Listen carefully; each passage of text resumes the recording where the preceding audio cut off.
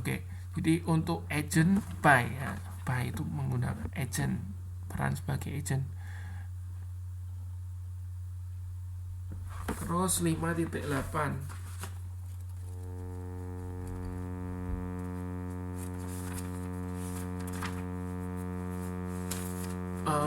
bolehkah untuk baik tentang penggunaan preposisi dalam kalimat, penggunaan preposisi dalam kalimat sebuah noun atau pronoun lainnya. Ya misalnya gini, he looked about me. About-nya itu preposisi ya kan, me-nya itu pronoun. Jadi he looked about me, jadi dia lihat padaku gitu kan. Atau enggak ini bawahnya lagi nih, halaman 5.9 itu contohnya ya. She had her fiancé beside me ya. Dia beside her, jadi beside-nya itu preposisi, her-nya itu pronoun ya. Jadi maksudnya itu gabungan antara preposisi dan pronoun. Nah itu termasuk ke bentuk prepositional phrase ya kan. Tadi yang itu yang tadi kita bahas awal itu kan. Jadi prepositional phrase itu kan gabungan dari preposisi dan objek. Jadi objeknya itu bisa dalam bentuk noun, bisa dalam bentuk pronoun gitu kan. Oke, itu ya. Jadi contoh lainnya tadi ya, he looked about him, she had her fiancé beside her. Jadi maksudnya tunangannya ada di sampingnya dia gitu kan. Atau enggak, he cannot come on account of his illness. Nah, on account of itu adalah preposisinya ya, kemudian his illness-nya itu adalah noun-nya. Itu ada di halaman 5.9. Oke, masih di halaman 59 tentang compound preposition saya belum begitu jelas. Ya, jadi compound preposition, compound itu artinya gabungan ya atau majemuk. Jadi itu sebetulnya terdiri dari beberapa preposisi dijadikan satu. Ya, misalnya ini gini, within itu kan sebetulnya dari with dan in gitu kan. Cuma dijadikan satu. Nah, itu ya penggabungan dua preposisi jadi satu itu kita sebutnya compound preposition atau derived preposition. Nah, compound preposition itu bisa juga gabungan dari dua suku kata ya. Dari dua suku kata bisa, atau dari dua kata jadi satu.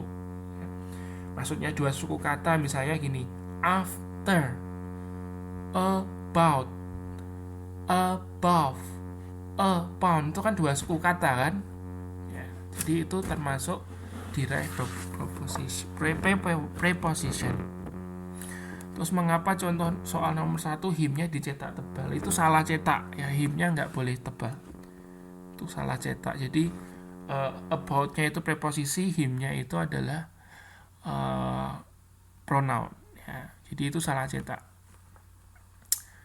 Terus ini pertanyaannya beberapa sudah sama, yang mungkin saya jawab nomor 3 itu perbedaan man dan man.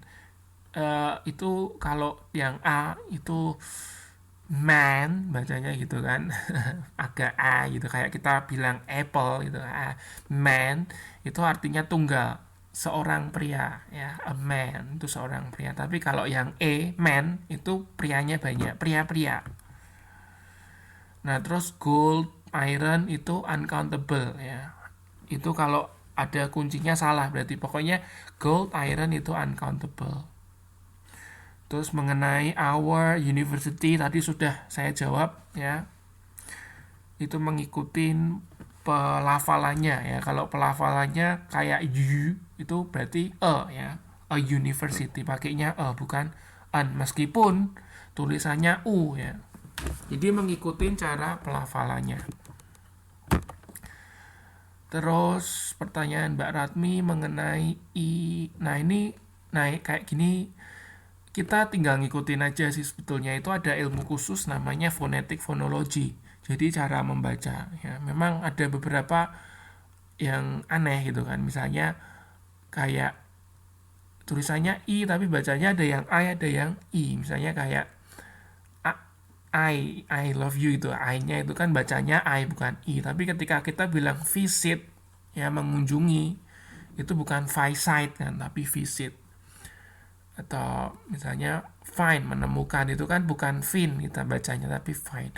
Nah itu sebetulnya ya artinya cara membedakannya yaitu sudah ada aturannya, kita tinggal ngikutin aja gitu kan. Terus mengenai resmi dan tidak resmi tadi sudah saya jelaskan. Jadi kalau resmi itu yang betul, dua-duanya betul, cuman lebih sering digunakan yang resmi itu kan. Terus afterward itu maksudnya ya bisa berdiri sendiri, artinya tidak perlu ada diikutin kata-kata lagi ya di belakangnya. According to itu artinya menurut ya, according to me misalnya berarti menurutku gitu kan. Set dan sit jadi kalau set itu dipakai untuk past tense, kalau sit untuk present tense.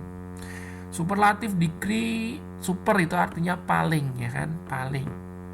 Jadi misalnya paling cantik, the most beautiful, paling pintar, the smartest, paling besar, the biggest. Nah, kapan kita pakai the most dan the bla bla bla est? Jadi kalau yang terdiri dari dua suku kata ke atas lebih ya, dua suku kata lebih itu pakainya the most. Kayak beautiful itu kan beautiful, tiga suku kata kan. Nah itu pakainya the most beautiful. Tapi kalau cuma satu suku kata pakainya est aja. Misalnya big ya, the biggest, nggak boleh the most big gitu, nggak boleh ya, the biggest. Terus non modifier artinya menjelaskan kata benda ya. Biasanya kata yang digunakan untuk menjelaskan kata benda itu kata sifat ya kan. Misalnya a beautiful girl, berarti kan beautifulnya itu ya, cantiknya itu menjelaskan girlnya itu kan kata benda, noun. Nah itu artinya non modifier. Lalu zero article, zero itu kan nol, kosong ya, kosong. Jadi zero article itu artinya tidak perlu ada artikel. Nah ini biasanya untuk mengacu ke hal-hal umum. Kayak tadi yang saya sudah jelaskan, at a party, at the party ya. Jadi kalau yang at party yang nggak ada artikelnya itu artinya party secara umum ya, pesta secara umum. Terus 4.24 tidak jelas semuanya.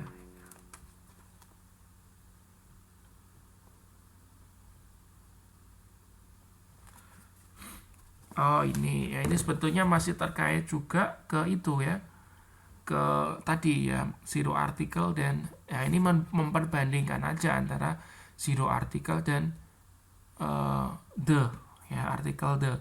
Oke misalnya ini saya contohkan yang tengah itu ya, Asril plays both football and basketball. Ini zero article ya, nggak ada nggak ada the gitu kan, zero article. Nah ini artinya apa? Artinya sepak bola dan basketball secara umum ya, semuanya gitu kan.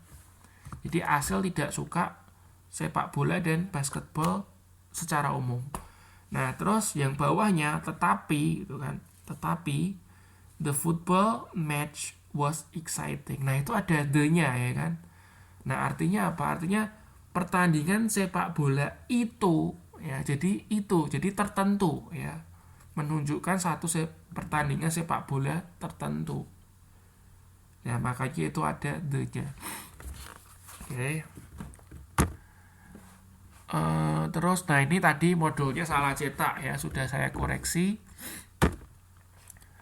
Terus ini sudah saya jelaskan juga mengenai prepositional phrase ya kan, tadi gabungan dari preposisi dan objek, pertanyaan Mbak Apin. Terus mengenai compound preposition juga sudah saya jelaskan tadi, yang above, about gitu ya. Terus penggunaan some and any. Oh ya ini yang kemarin PR-nya juga ya. Oke, jadi some and any. Jadi some itu digunakan dalam kalimat positif. Some digunakan untuk benda countable dan uncountable. Jadi bisa dihitung dan bisa tidak dihitung. Some tidak dapat digunakan pada kalimat negatif atau kalimat tanya, ya. Namun bisa dipakai untuk menawarkan sesuatu. Ya, jadi untuk menawarkan kita boleh pakai offer. Juga permintaan atau request, ya, kita juga bisa memakai kata some. Nah, contohnya gini, would you like some oranges? Apakah kamu mau beberapa jeruk? Ya, nah, ini bukan kalimat tanya, ya, tapi menawarkan. Kalau menawarkan kan boleh, ya. Atau enggak request, ya, misalnya gini, can I have some tea? Ya, nah, bisakah saya minta beberapa teh, gitu kan? Nah, ini boleh, ya. Ini request karena meminta kan, bukan tanya. Ya, Anda harus bedakan. Nah, kalau kalimat tanya atau kalimat negatif itu pakainya any.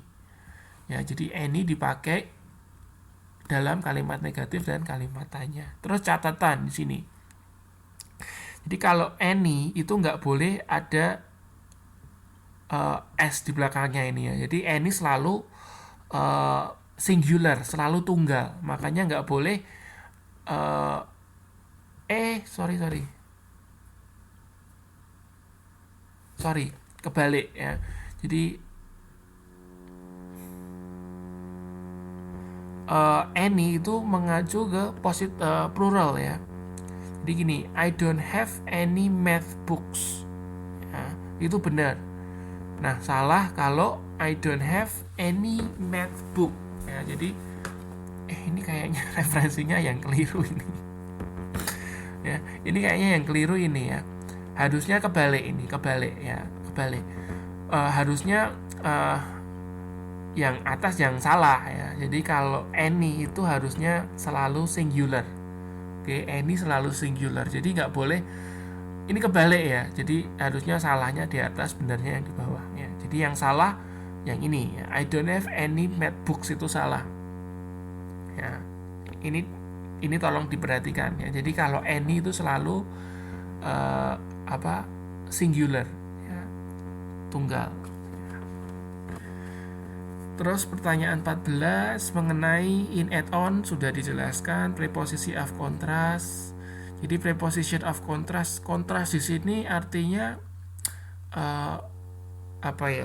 Jadi preposisi yang digunakan untuk menghubungkan, ya, bisa sifatnya kontras, bisa sifatnya itu memberikan alasan, gitu kan. Karena itu kalau kita lihat, ya, di halaman 4.7 itu kan ada because itu kan artinya memberikan alasan, gitu kan. Jadi preposition of contrast itu artinya ya preposisi yang digunakan untuk menghubungkan sebuah klausa ke klausa lainnya.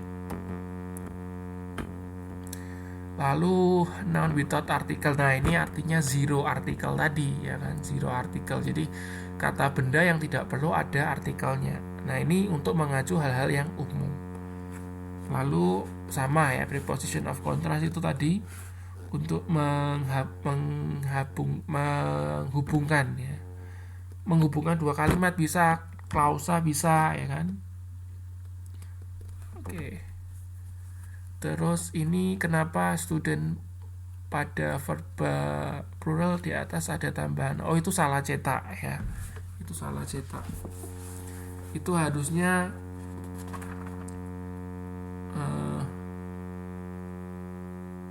yang bawah ada S-nya, ya. Yang bawah itu harus ada S-nya. Saya lupa halaman berapa itu.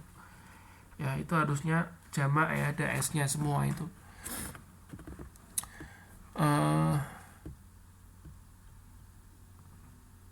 Oh ya, ini tadi yang sama ditanyakan Mbak Kristi, ya. Anda lihat kuncinya aja sudah betul, ya. Jadi itu memang nggak sama antara soal dan kunci. Bisa jadi ya salah cetak lah, intinya seperti itu. Anda lihat kuncinya aja. Terus that does this.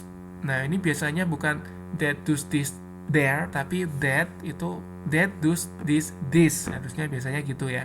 Jadi kalau that itu artinya itu tunggal bendanya. Kalau those itu banyak. Ya, misalnya saya nunjuk itu tapi ada beberapa buku misalnya, ya. Berarti saya pakainya those. Tapi kalau bukunya cuma satu, saya pakainya that, ya, that book. Tapi kalau bukunya banyak, those books. Nah, kalau this itu ini ini tapi bendanya satu. Tapi kalau this yang THESE itu cara bacanya sama dengan this tapi panjang ya. This itu artinya ini banyak, bendanya banyak. Nah, kalau there itu di sana ya. There di sana, here di sini. Oke. Preposition of contrast sudah ya. Because of tadi sudah saya jelaskan. Auxiliary tadi sudah saya jelaskan ya. Jadi tense auxiliary diikutin kapan saatnya memakai tense auxiliaries, do auxiliaries dan model auxiliaries ya, tergantung. Kalau kita misal mau ngomong aku bisa pergi ke Jepang misalnya gitu ya. Ya berarti kita pakai model auxiliaries itu kan. I can go to Japan. Ya, itu can itu kan model auxiliaries. Nah, kapan kita pakai do auxiliaries? Nah, do auxiliaries ini dipakai untuk present tense ya. Ya misalnya tadi ya kan, does she love me? Nah, pakainya do auxiliaries. Jadi tergantung kita mau pakai apa, itu kita mau ngomong apa ya nanti disesuaikan. Oke, must dengan have to. Oke, ada kok penjelasannya di sini ya kan. Jadi kalau must itu biasanya misalnya saya nyuruh Anda ya untuk pergi. Nah, saya pakainya must, itu kan. You must go. Ya, jadi kalau kita mau memerintah orang pakainya must. You must go, kamu harus pergi ya. Kalau have to itu biasanya gini. Anda harus pergi ya, misalnya I have to go. Ya, saya harus pergi. Jadi saya perintah Anda untuk pergi, I must, you must, you must go, gitu kan. Nah, terus misalnya Anda ngomong sama temennya gitu kan. Nah, Anda bilangnya I have to go. Saya harus pergi. Ya, jadi must dengan have to sebetulnya artinya sama, artinya harus ya. Jadi kalau must itu untuk memerintah, kalau have to karena disuruh gitu kan, karena diperintah pakainya have to. Oke, itu aja. Nanti kita ketemu lagi berarti 2 minggu depan ya kan, jaraknya 2 minggu. Jadi Kamis minggu depan ya. Nanti silakan kalau ada pertanyaan untuk modul 11-12 silakan diposting di grup, atau kalau misal mau tanya di modul lainnya juga boleh ya. Terus kemarin ada yang tanya kalau mau dapat poin gimana ya, nggak bisa jawab, boleh Anda nanti buat ringkasan dari yang saya sampaikan ya. Jadi untuk yang kemarin memfasilitasi yang misal jaga anak nggak bisa bersuara dan lain sebagainya, kalau Anda mau ngumpulin nilai, yaitu Anda buat ringkasan aja dari apa yang sudah saya sampaikan. Oke. Terus satu hal yang mungkin saya mau sampaikan, jangan orientasinya nih poin atau nilai gitu ya, tapi orientasinya ilmunya gitu kan. Soalnya percuma Anda gini loh, kalau Anda memahami ilmunya itu otomatis kok poin Anda bagus, nilai Anda bagus gitu loh. Ya, jadi kalau Anda orientasinya nilai poin, aduh enggak lah, jangan seperti itu. Anda nggak akan sukses ke depannya gitu kan. Soalnya Anda mengejar poin, tapi kalau Anda mengejar ilmu, Anda akan sukses nanti ke depannya. Oke. Gitu aja yang saya mau sampaikan. Selamat belajar ya. Oke, bye-bye.